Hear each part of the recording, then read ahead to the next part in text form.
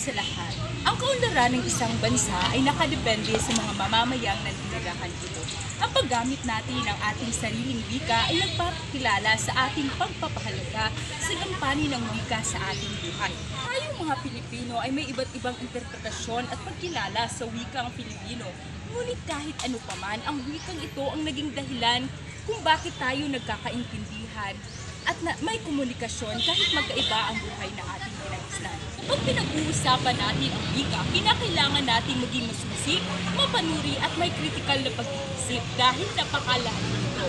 Mula sa mga definisyon, kahulugan, kasaysayan, pinagmulan, variasyon at iba't iba pang kategorya ng wika, masasabi nating napakalawak na.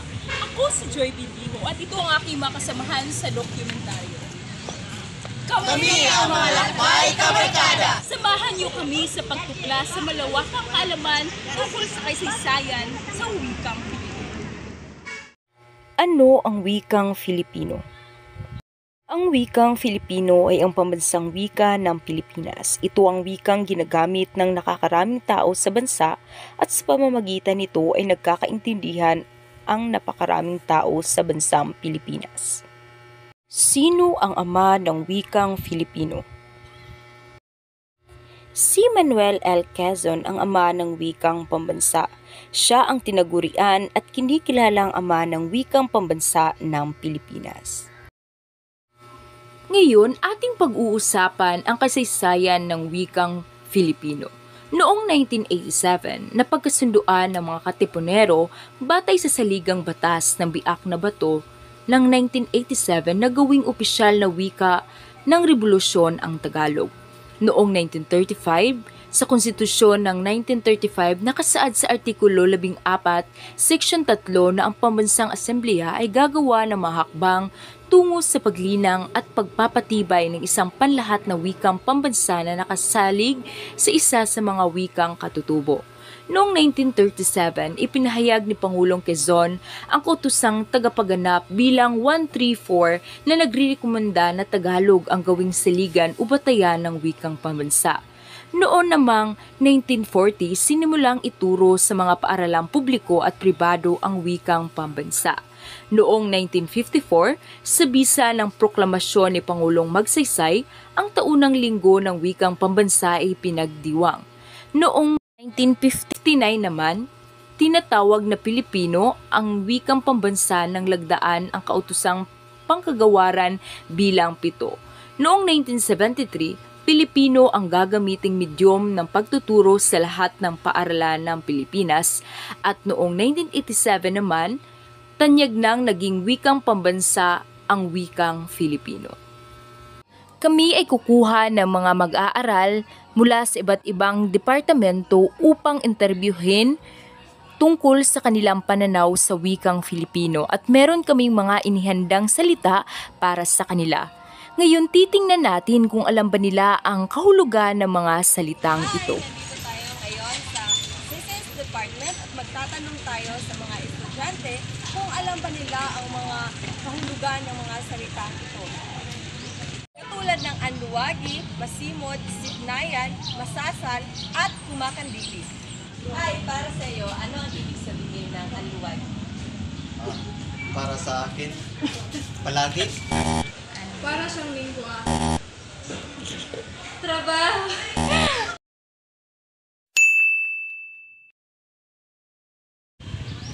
Hi, magandang umaga. Para sa iyo, ano ang salitang masimot?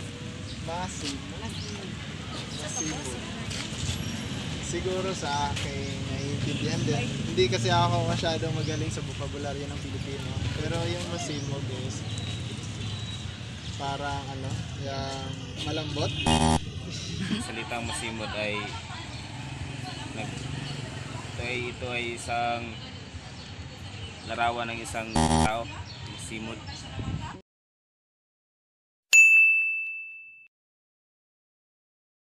Magandang umaga. So, andito tayo ngayon sa Agriculture Department upang magtanong-tanong. So, sir, magandang umaga. So, para sa iyo, ano ang ibig sabihin ng siknayan? Para sa akin, ang ibig sabihin ng siknayan is ang pagkakaisa. Sa pagkakaintindi ko sa salitang siknayan, Para sa akin ito ay isang bagay gaya ng gulong. Thank you, sir. Para sa iyo, ma'am, ano ang ibig sabihin ng siknayan? Siknayan. Para sa akin, ang siknayan ay isang pagsunod-sunod ng mga bagay. Okay, salamat. Para sa iyo naman, ma'am, ano ang ibig sabihin ng siknayan? Para sa akin naman ay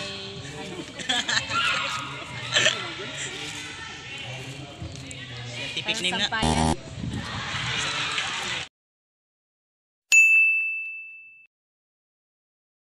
Hi, ma'am. Magandang umaga po sa inyo lahat. Magtutuloy po ako sa inyo tungkol sa mga di komunal na salita.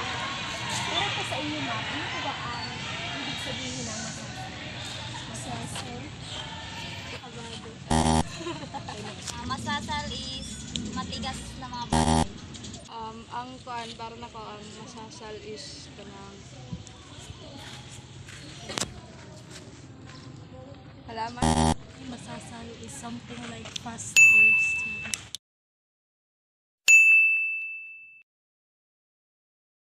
Magandang umaga, ma'am. May tatanong lang po ako. Para sa iyo, ano ang kumakandili? Kumakatili for me ano siya isang word siya nga ko at na umaayaw. Kumakandili. Like, for me, it's like kandila. Araw. May tanong ako sa iyo, ma'am. Ano sa iyo ang wikang Pilipino? Ang wikang Pilipino ay isang buhay kung saan dapat ipairal at huwag kakalimutan dahil ito ang ating pinagustuhan kung saan dapat ipairal at kailangan bigyan ng halaga sa ng bawat isa. Para sa iyo, ano ang kalagahan ng wika sa komunikasyon?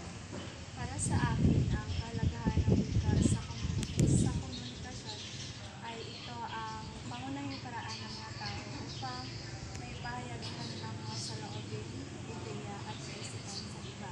Sa pamamagitan ng nilang wika, tayo ay nagkakaroon ng kakayahan na magkaunawaan bilang isang individual at higit sa lahat bilang isang komunidad. Karamihan sa mga lumang salita na ating ibinabahagi sa mga mag-aaral ng iba't ibang departamento ay hindi na nila maalala ang ibig ipakahulugan nito. Tila nababalisi sila o di kaya natutulala sa mga salitang kanilang naririnig.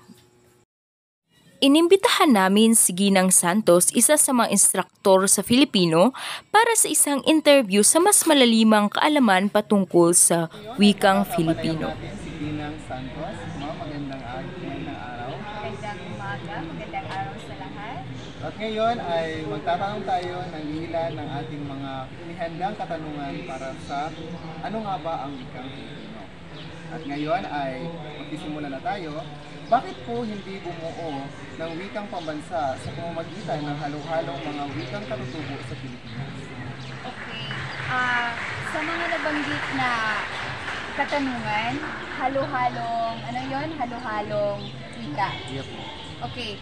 So, bakit hindi bumuo ng wikang pambansa na halo-halo? So, it means halo-halo, marami. So, may mga subanin tayo na wika, mga katutubo iyan, mga Muslim, Bisaya. So, para malaman agad nila na tayo ay isang Pilipino, so, iisa lang dapat ang ating wika. Yun ay ang wikang Pilipino. Maraming salamat po. At naman, ang susunod na katanungan ay higit po bang tinataguyod ng 1987 Constitution ang wikang Pilipino?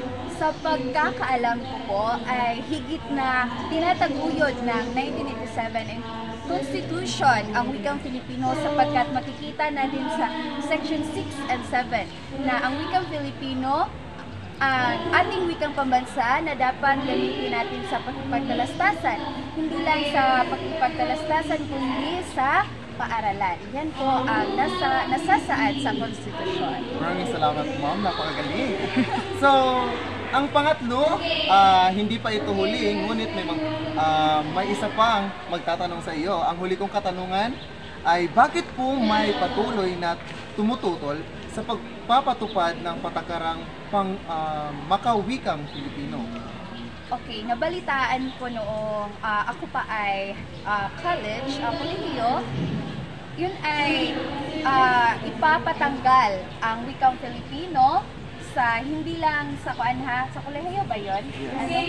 Ipapatanggal ang wikang Filipino sapagkat sabi nga nila ito ay paulit-ulit na tinuturo ang Filipino pagdating sa kolehiyo. So para sa akin bilang bilang isang Filipino, hindi dapat natin tatanggalin ang wikang Filipino dahil ito ang kinagisnan natin lahat at ito rin ang nagpapatunay na tayo ay Filipino.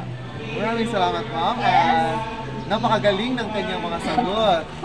Makikita natin na siya talaga ay isa sa tanggol wika ng ating bansa. Opo naman, yes. Aking pagpapatuloy, ang susunod na katanungan ay anong pa po ang kailangan para ganap na magtagumpay ang wikang Filipino? Okay, bilang isang tagapagturo ng Filipino,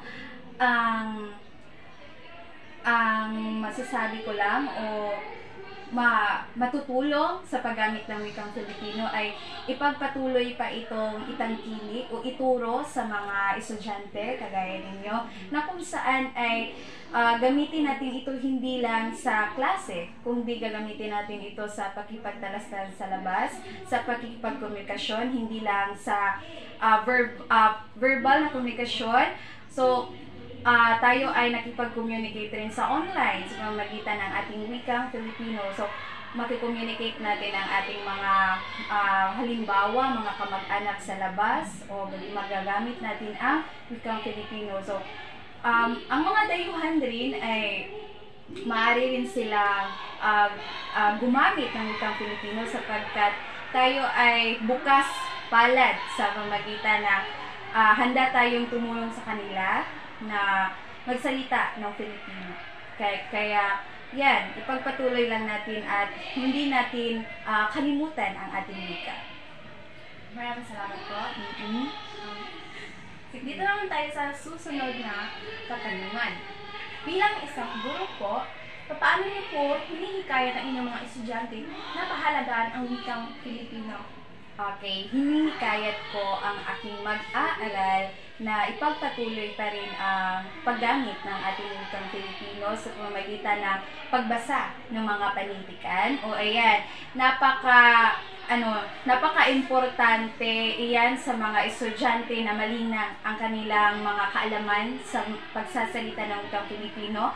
Kasi maraming mga estudyante ngayon na kung saan ay kinakalimutan na talaga ang ating mga panitikan. So, sa pamagitan ng ating panitikan, maaari kong ibahagi sa kanila kung ano yung importansya ng ating wika. So, ang wika kasi natin ay galing sa natin kinagisnan. So, katutubong wika, ganyan.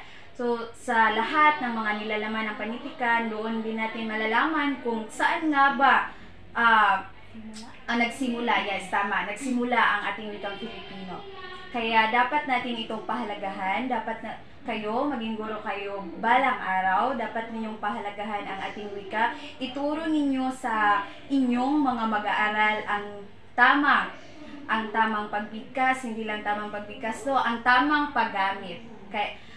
Kasi maraming mga tao na iniiba nila yung mga pagtanggap ng ating salitang Filipino. Kumbaga, hindi na nila ito pinapahalagahan, ginagawa na lang nila itong katatawanan. Kaya, huwag nating sayangin ang ating sarili na ating wika. Okay. Ano nga ba ang kahalagan ng wika, ang Filipino wika?